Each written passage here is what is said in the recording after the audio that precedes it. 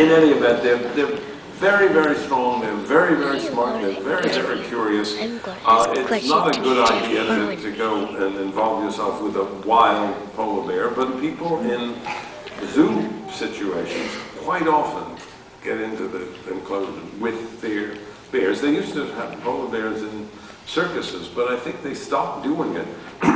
They stopped doing it because polar bears simply don't look as threatening as lions and tigers. They made them jump through hoops and do a lot of funny things, which, by the way, I find awful. I find humiliating animals like that to be embarrassing both for me and for the animals. But they stopped doing it because polar bears just doing this kind of stuff, they unfortunately look exactly like people in polar bear suits. It's too easy to look as if you're faking that. So they no longer have polar bears as the animals that somebody goes in and cracks a whip at. Go ahead, Betty, speak. All right, this question is for Jeff Corwin.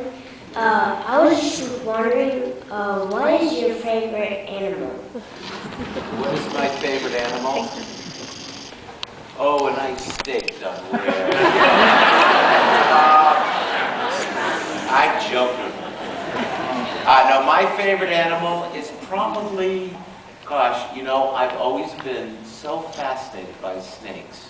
And my career has been largely influenced by my early childhood experiences with snakes. And the day I became a naturalist was the day I discovered my first snake. The day I became a conservationist is when I witnessed someone being very disrespectful to a snake. So I still today get incredibly excited when I see a wild snake. We've filmed mandas and anacondas and all these incredible creatures. But especially through the eyes of my children, my two daughters, we stumble across a garter snake in the garden.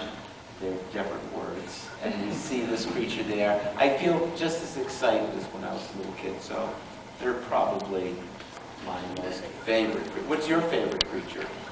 Probably the alligators. Alligators, very fast.